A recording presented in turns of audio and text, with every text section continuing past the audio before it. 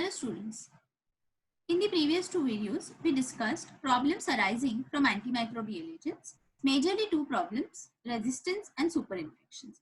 There is a third problem, that is nutritional deficiencies, which is also observed by the use of antimicrobial agents. Because of the use of antimicrobial agents, some of the B complex group of vitamins and vitamin K synthesized by the intestinal flora is utilized by human beings. Now, prolonged use of antimicrobial agent will cause vitamin K and B complex deficiencies. Also, some of the antimicrobial agents like neomycin cause mucosal damage, structural damage to the gastric mucosa. And because of the structural damage to the gastric mucosa, many of the nutrients are not absorbed properly. And that is a condition that is which is malabsorption due to mucosal damage. So nutritional deficiency is also one of the problems that can arise because of the use of antimicrobial agents. Another problem which is also interesting to discuss and very significant to know, that is masking of an infection. What may happen is a person is suffering from one infection and is given a single dose or small regimen, okay, shorter regimen for the treatment. And what will happen, that we will see with the help of diagram. So here you see red color ones are gonorrhea causing microorganisms and blue color ones are syphilis causing microorganisms. Both are infectious diseases caused by different microorganisms and both can be interestingly treated with penicillin. So now here what has happened, a person is showing all the symptoms of gonorrhea, meaning the gonorrhea microbes have attained the number which will give rise to clinical manifestation of the disease. All the signs and symptoms of gonorrhea will appear in that human being. Syphilis, though present, it is present in the lesser number. Now what will happen? To treat gonorrhea, because we don't know that syphilis is also present, to treat gonorrhea, we give a single dose of penicillin, which is a recommended regimen. And what happens is, all gonorrhea bacteria are killed. Some of the syphilis are also killed, but not all. And some syphilis will still remain because you never give another dose of penicillin. Because for gonorrhea, only single dose is sufficient. And clinician is really unaware of syphilis residing along with gonorrhea. What happens next in the story is very horrifying.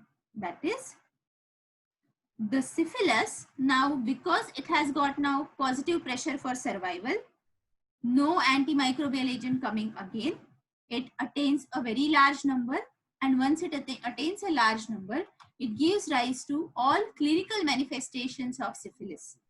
So, moral of the story is, this single penicillin dose masked the syphilis infection for some time. However, it will recur and it will appear if no other dose of penicillin is given. Okay. So with this, we finish with the problems arising with antimicrobial agents. Now, $1 million question is, how will you choose antimicrobial agent? So choice of antimicrobial agent is dependent upon, first, patient related factors, second, microorganism related factors, and third, drug related factors. Okay. So one by one we will see patient related factors, organism related factors, and drug related factors. When I speak about patient related factor, what comes to your mind? Yes, age of the patient, metabolic differences, disease. So we will discuss one by one all these. So when we talk about age of the patient, one classical example can be given with the help of underdeveloped barrier, that is underdeveloped blood-brain barrier. Okay. Now, how age plays an important role. We all know there are physiological differences in pediatric patients and adult patients and geriatric patients also. The differences can be metabolic differences. The differences can be one example written here, that is underdeveloped barriers. So what are those? So normally, this is a normal adult, okay, or normal circumstances when you are not giving any antimicrobial agent. This is bile and this is plasma protein. Bile acid is bound to plasma protein, and all of you must be remembering, anything bound to plasma protein will not be able to absorb. Okay, so here this plasma protein bound bile will not be able to cross blood-brain barrier of the neonate, though this barrier is underdeveloped. Okay, what if this bile reaches brain? What is going to happen? Concentration of bile acid in brain leads to a condition that is called as Kernicterus, and this is a life-threatening condition. Also, it can lead to permanent disabilities in the person. So this is avoided in the neonate because the bile acid is usually bound to plasma. But for some kind of treatment, if that same neonate is prescribed or administered sulfonamide. Now sulfonamide is an antimicrobial agent and it is denoted by this diamond here. Sulfonamide competes with bile for binding to plasma protein, same site. Because sulfonamide binds to plasma proteins, bile acid remains free and it gets concentrated, it crosses blood-brain barrier and gets accumulated in the brain of the infant, and that causes Kernicterus. So this is the important difference when it comes to sulfonamide, and this is of course age-related difference. Next difference is insufficient metabolism. Again, we will take example of chloramphenicol. Chloramphenicol is another antimicrobial agent. Now this chloramphenicol gets metabolized by glucuronidation and gets inactivated. Okay. So which is the enzyme? Enzyme is UDP glucuronyl transferase enzyme. Now what happens is, in neonates which are born at less than 37 weeks, there is a problem if you give chloramphenicol. What is that problem?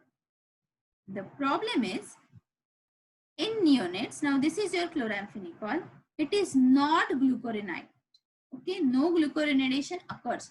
So low metabolism because the enzyme itself is present in very low amount. Because of this, chloramphenicol gets accumulated in the body in its active form, and the problem is aggravated because the kidneys are also underdeveloped and they are not able to excrete chloramphenicol. So for that leads to further and further accumulation of chloramphenicol in the neonate's body, and that leads to something which is called as gray baby syndrome. Okay, now there are questions for all of you. What are the symptoms of gray baby syndrome? Find out mechanism or reason of the following, that is, why tetracycline is contraindicated below 6 years. So tetracycline is another antimicrobial agent which is contraindicated below 6 years. You have to find out the answer, and I'll be asking you these answers in the classroom. Going ahead, another difference which is patient related can be renal and hepatic function. So all of you know, because of age or disease, okay, because of age, of course there are renal and hepatic differences, and we just saw those differences.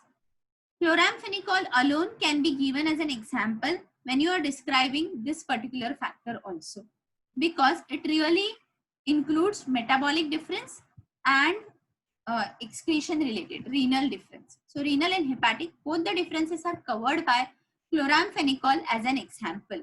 Very easy to remember gray baby syndrome. Another thing, in geriatric patients, these functions are deteriorated. So you have to be careful with geriatric patients also. Disease state. Person who is suffering from liver cirrhosis. Of course, you will do the liver function test first.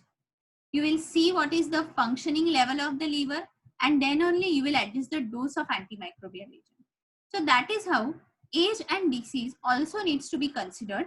Okay, and renal and hepatic function also needs to be considered when you are choosing antimicrobial agent. Yet another factor is drug allergy.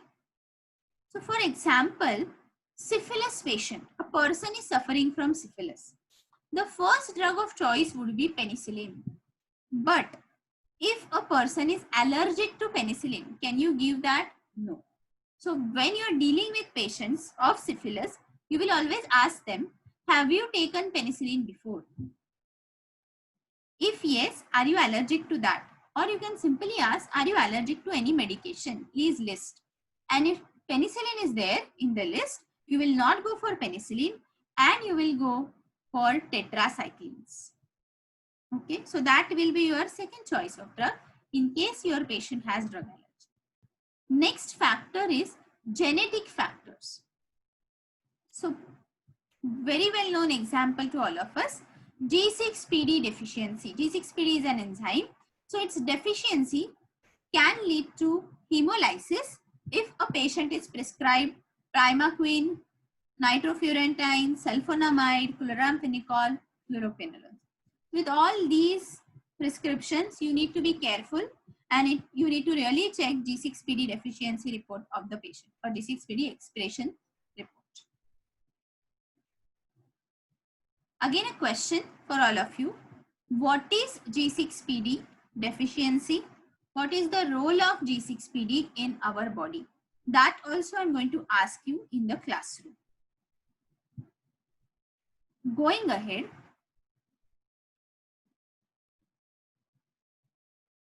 local factors. So there are certain factors which are local. I mean, it will become more clear with the help of example. This is an abscess, okay, wound, where there is lot of pus and secretion, and these are microbes. So these microbes are surrounded with pus and secretion.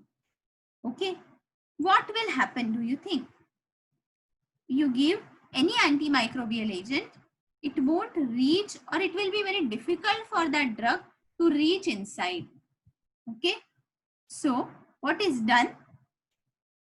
If you have visited for any abscess, sometimes foot or nail related abscesses, so doctors usually what they do, they drain the abscess, they drain out all pus and secretion, and then they start the treatment. Why?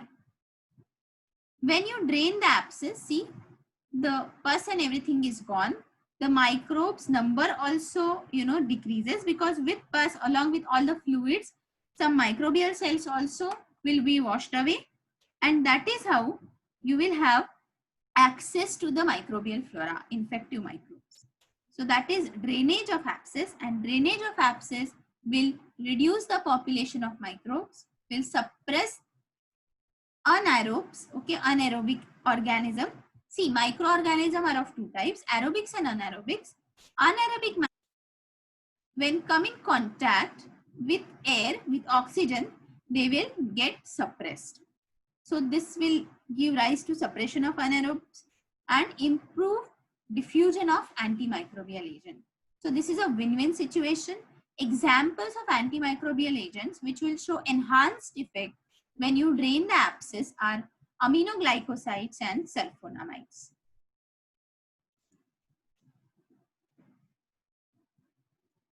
Next factor is impaired host defense. So for example, try to recall conditions in which host defenses are impaired. So which are the examples that comes to your mind? Of course, I think AIDS, acquired immunodeficiency syndrome, then person who has undergone some organ transplant and who is on immunosuppressant therapy, okay, or person who is suffering from some long-term chronic infection. So therein, there can be impaired host defenses. There are many more conditions which can lead to impairment of the host defense. Host is human beings. Okay. So what will happen if you have a normal patient? Okay, if you have a patient who is healthy, who has not underwent any surgery, anything, and is suffering from some infection, you can give that patient bacteriostatic agent. Now, what is bacteriostatic agent? Bacteriostatic agent will limit the number of microbes, okay, and it will not allow microbe to metabolize further. And then when the number of microbe goes down, the infection will subside. Okay, but when you have a patient, suppose that patient is suffering from some immunosuppression disorder, or the patient is on some immunosuppressive therapy. For such patient, if that patient is suffering from some microbial infection, you will give bactericidal agent, meaning an agent which will directly kill the microbes. Why so is the question I know in your mind. So if you see, in normal patient, these are microbes which are causing infection. When you give antimicrobial agent, which is bacteriostatic, what it does, it brings down the number of microbes. When the number of microbe comes down, host defense systems are intact. They will also contribute in getting rid of this infection, and then in the end you may have no microbe, no infectious microbe, or some population which is harmless. Okay, but in case of immunocompromised person, when there is infection and you give bacteriostatic agent, what will happen?